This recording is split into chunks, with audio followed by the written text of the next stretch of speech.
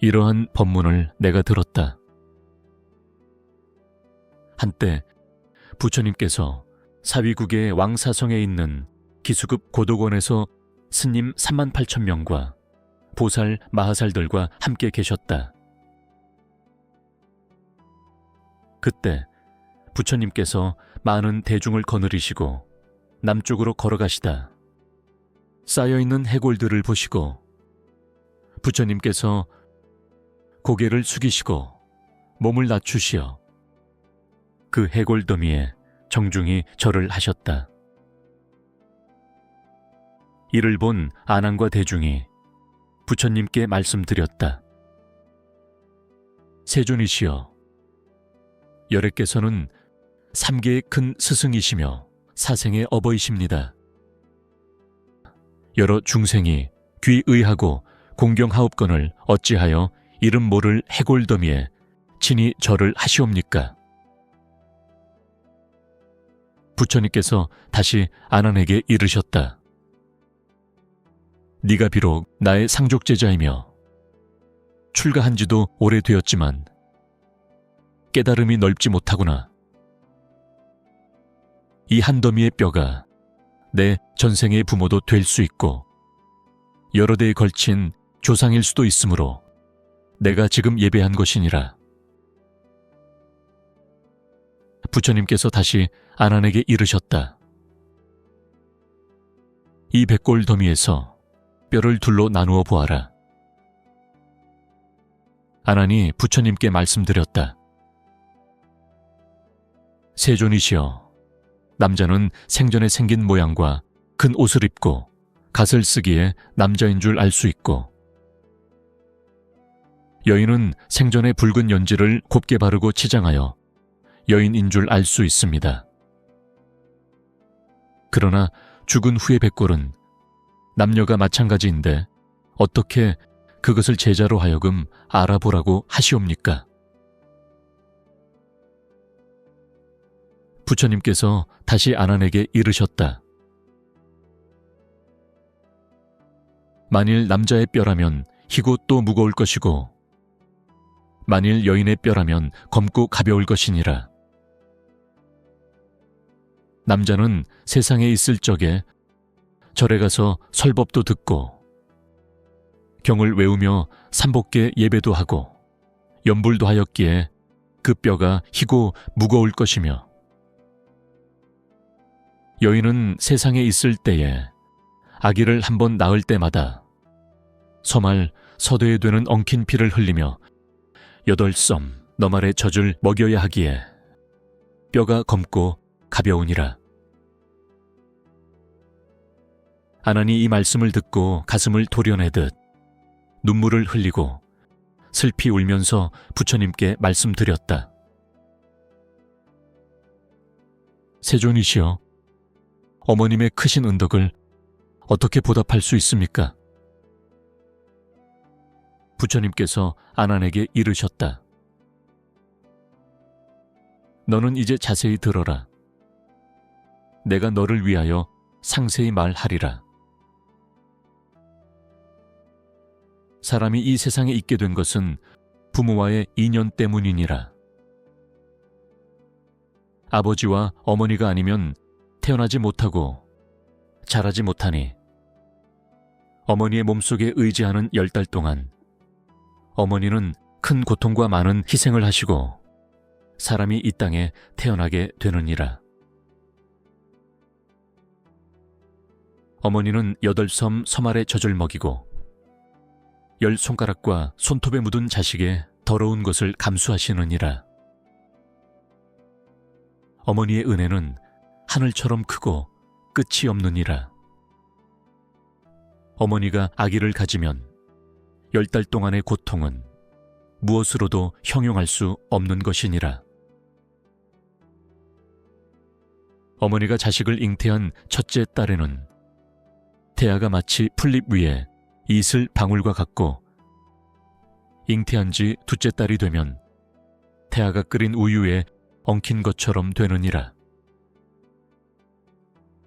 잉태한 지 셋째 딸에는 태아는 마치 엉킨 피와 같고 잉태한 지 넷째 달에는 차츰 사람의 형상을 이루며 다섯 달에는 어머니 뱃속에서 아기의 다섯 부분의 모양이 생겨나는데 아기의 머리와 두 팔, 두 무릎이니라.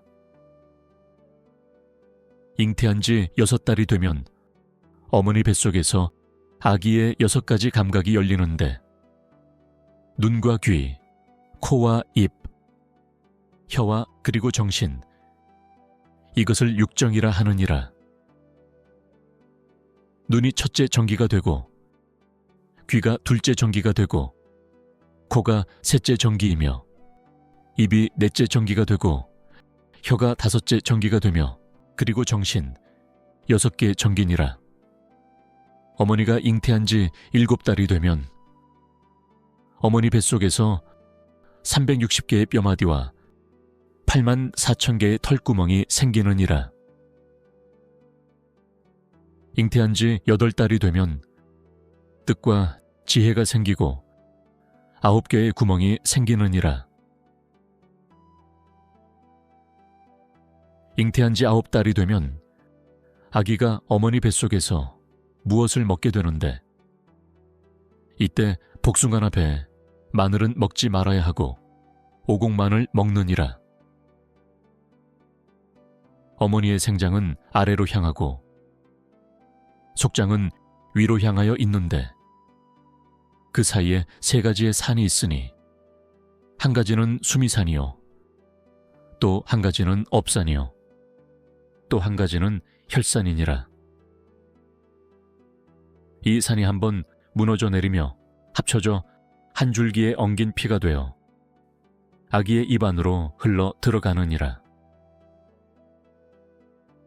잉태한 지 10달째 비로소 태어나게 되는데 어머니의 포태를 제치고 손으로는 어머니의 가슴과 복장을 움켜잡고 다리로는 어머니의 골반뼈를 밟고 버티어 청의 칼과 만개의 송곳으로 찌르듯한 고통을 겪으시며 이 몸을 낳으시고 만약 효심이 깊은 자식이라면 주먹을 쥐어 합장하고 태어나 어머니 몸을 상하지 않게 하느니라. 아직도 10가지의 더 크신 은혜가 있느니라. 첫째는 아기를 베어서 보호해 주신 은혜니라. 오랜 시간에 인연을 거쳐 이번 생에 어머니 몸에 태어나게 되었노라. 날이 지나고 달이 지나며 아기의 오장이 생겨나고 7달이 되니 아기의 육정이 열렸도다. 둘째는 해산할 때 받으신 고통의 은혜니라. 아기를 몸에 품고 해산할 달이 하루하루 다가오니 아침마다 큰 병에 걸린 듯 나날이 정신도 흐려지고 하루하루 시간이 흐르니 두렵고 떨리는 마음 무엇으로 형용할까? 근심은 눈물 되어 가슴속에 가득하고 슬픈 생각이 끝이 없어 친족들을 만날 때면 이러다가 내가 죽지 않을까 두려운 생각에 겁이 난다. 셋째는 자식을 낳아주신 은혜니라. 자비하신 어머니가 그대를 낳은 날 오장육부가 쪼개지는 듯한 고통 속에서 몸과 마음이 모두 끊어졌고 누운 자리는 수많은 피가 흘러넘치고 고통의 순간에서도 아기가 건강하다라는 말을 들으면 그 기쁨 평소의 몇 배가 된다. 다시 고통의 괴로움이 온 몸에 사무쳐 슬픔이 밀려온다. 넷째는 입에 쓴 것은 삼키고 단 것은 뱉어서 먹이시던 은혜니라. 좋은 음식은 다 아기를 주었으니 무엇을 잡수실까? 아이만 배불리 먹으면 어머니는 굶주림도 사양찮고 자식 사랑 크나커서 깊은 정이 끝이 없다. 그 은혜 더욱 깊어 슬픔 또한 더하느니라. 다섯째는 오로지 아기만을 생각하는 은혜니라.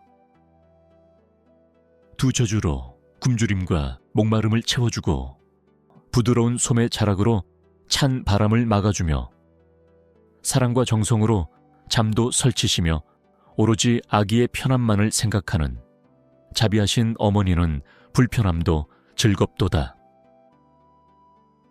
여섯째는 젖을 먹여 기르시는 은혜니라.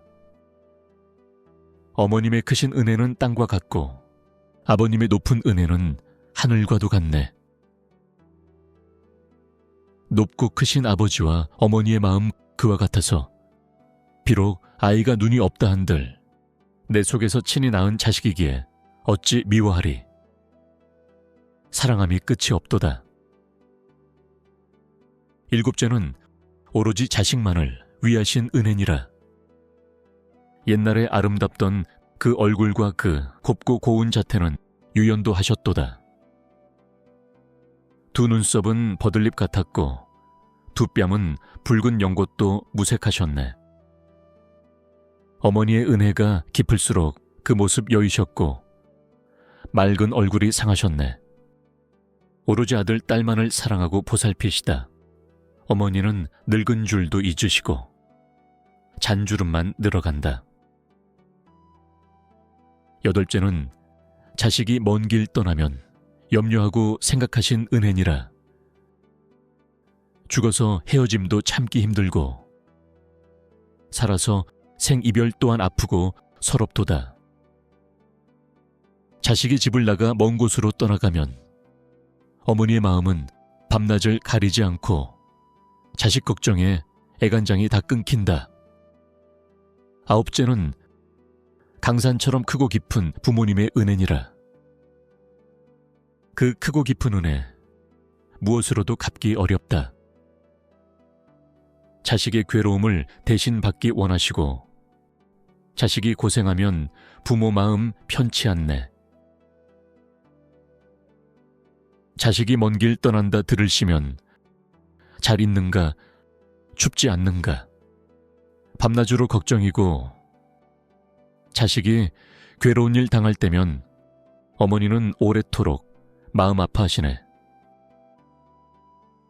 열째는 끝없이 자식을 사랑하는 은혜니라. 부모님의 크신 사랑 깊고도 깊어 잠시라도 그칠 새 없으시니 앉으나 서나 멀리 있거나 가깝거나 그 마음 변함이 없으시니 어머니가 100살이 되었어도 80된 자식을 걱정하시네. 어머니 크신 은혜 그 수명이 다한 후에 비로소 그치실까?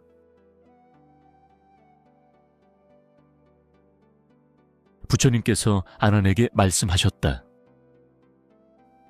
내가 중생을 보니 비록 사람 모양은 갖추었으나 마음과 행실이 어리석고 어두워 부모의 크신 은혜를 깨닫지 못하며 공경하는 마음조차 내지 않고 은혜를 잊고 효도하지 않느니라.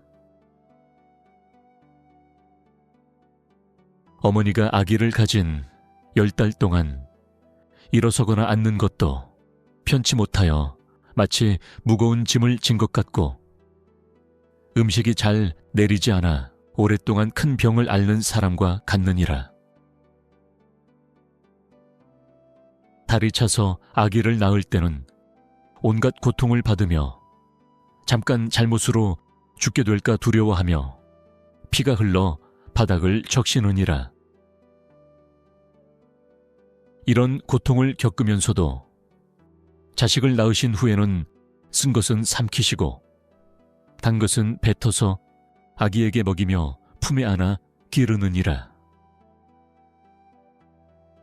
더러운 것은 말끔히 씻어내고 아무리 힘들어도 싫어하지 않으시며 모든 괴로움 참아가며 고생스러운 일도 기꺼이 감내하느니라.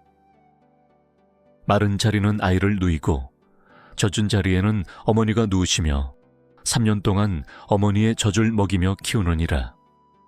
그럼에도 자식은 부모에게 불효를 하는데 성년이 되면 예절과 의리를 가르치나 스승의 가르침도 따르지 않고 부모의 가르침도 따르지 않느니라. 형제간의 약속도 소홀히 여기고 왕래를 어른께 아뢰지 않고 말과 행실이 어긋나며 스스로 교만하여 이를 함부로 처리하느니라.